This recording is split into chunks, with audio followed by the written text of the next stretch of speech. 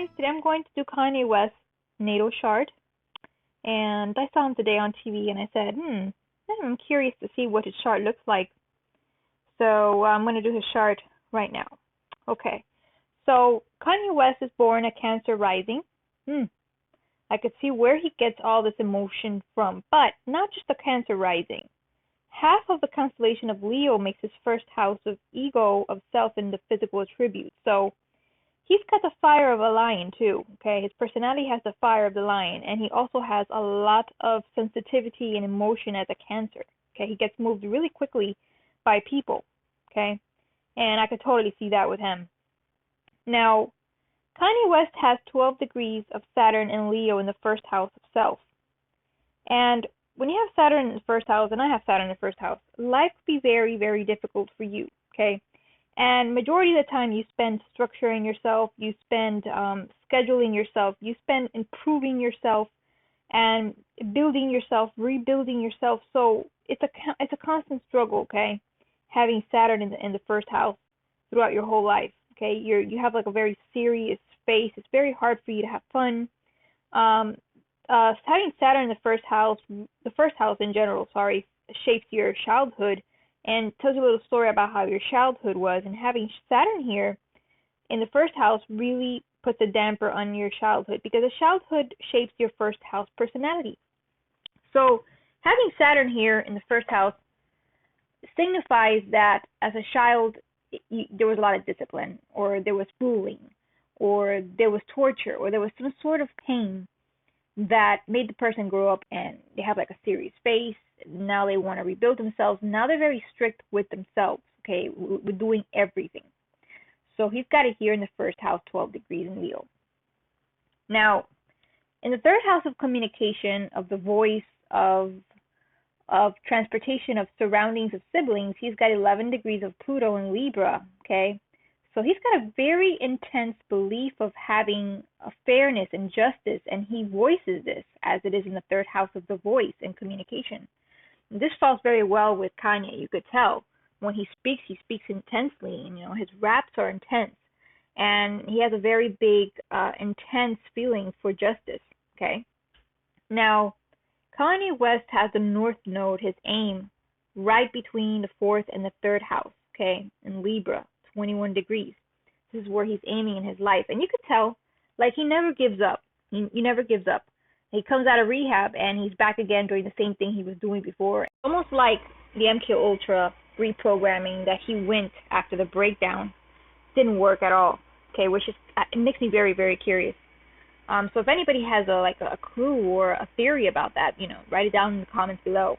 I believe that perhaps something went wrong, but again, here in astrology, in his chart, there's a very strong third house of that Pluto, intense Pluto, of wanting to control, and the fairness of speech, okay, making things fair for people, and what he believes is fair. Like, that's very important for him to voice his opinion about, what he thinks is fair.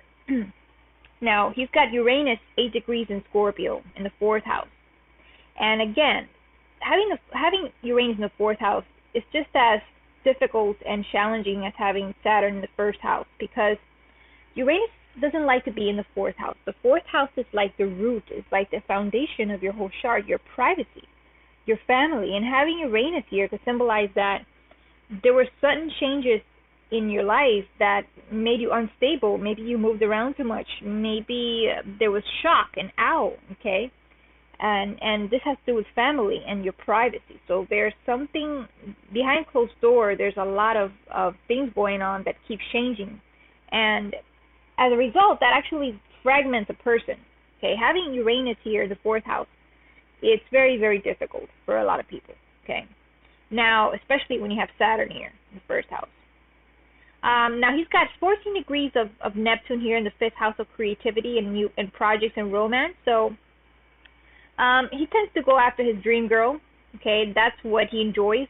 And Neptune is like the bad girl, or the dream girl, or the woman that, he's really after. But also it means artistry, okay? Artistry, and Sagittarius is not about music, but it is about philosophy. So he uses his artisticness in rap and in the beats he makes to philosophize and talk about religion. I mean, look at all the videos he's done about God, okay, and about the heavens and the angels and all these things. So, yeah, you could totally see this Neptune here in the fifth house of creativity and being the artist, okay. Now, Kanye West has 16 degrees the moon, okay, the moon in Pisces, and he thinks like a Pisces, and having the moon in Pisces could make a person very compassionate and wanting to help other people, wanting to aid other people. And having it here in the eighth house of other people, of sex, of transformation, and of depth, of lawsuits, of trouble and enemies. You know, he could get into deep waters really quickly, okay, having the moon here, because it symbolizes that this is what's always on his mind. Okay, the eighth house is always on his mind. What other people are doing, transformation, power is always on his mind. Okay, having the moon here, the moon is your thoughts, okay, which produce your moods. That's why it's called moon, okay. And having it on Pisces is like the subconscious. So he's after that. He's after the power. He's after making a change, okay. And let's not forget that the moon is like semi-trining Neptune here. So when he channels his music, he channels it through his thoughts and through the eighth house and what he believes is right, okay, with the Pluto here. Now, he's got Mars 1 degrees in the ninth house of philosophy and religion. So his drive is in Aries here, and 1 degrees in Aries. His drive is heavy duty towards global worldliness change. Okay, he's driven by this. He also has now Venus 2 degrees in Taurus in the 10th house. Okay, and he's pretty much light. Okay, having Venus in the 10th house means that people favor you.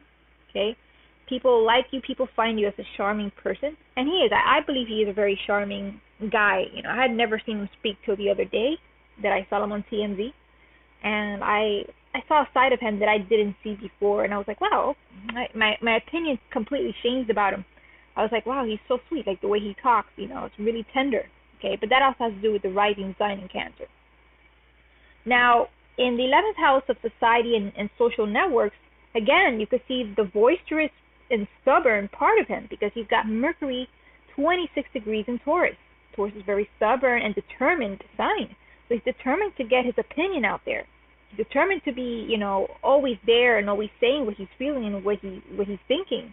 Okay, and he's got Jupiter 14 degrees in Gemini. And Jupiter doesn't like to be in Gemini because Jupiter is actually the ruler of the opposite sign, which is Sagittarius. Jupiter in Gemini really often leads to the Eight of Swords. You guys look at the tarot cards, the Eight of Swords means interference. You have too many things of equal merit to pick, and you can't really choose. You can't really make up your mind. So he always has a problem with making up his mind and too many thoughts to handle at once. So he often gets tangled up, and when he talks, it's kind of difficult sometimes, and I could see it. He gets misunderstood. He gets tongue-tied, or he says the wrong things and they get taken the wrong way. Okay. Now, he's got 17 degrees here of the sun, which is also a Gemini, in the 12th house of hidden matters, okay, of the occult, of things that are dark and of loss. And people that have the sun here in the 12th house, they're prone to sadness and they're prone to depression, okay, and they like to be alone. They like to be alone, and their outlook on life is not that sunny. Okay, this is a dark house, and having the sun there kind of dampers your mood, your spirit. Okay, and watch how he's got the sun semi squaring the moon. Okay, that's another indicator of struggle with the mother and father. Okay, could be. Okay, that's always hidden in his subconscious, and these are water houses, the 8th house and the 12th house. Now he's got Jupiter directly opposing his Neptune, 14 degrees. Okay, so whatever he creates here in the 5th house could actually affect him in his, you know, well, I'm not going to say public persona, but in the network, in the social network, in his dreams, in his goals, okay? And this is something that he usually has to juggle with. Should he say this in the album? Would it affect him, okay? And the positions are always about priorities. What do you prioritize the most, this one or this one, okay? It's kind of like two scales, okay?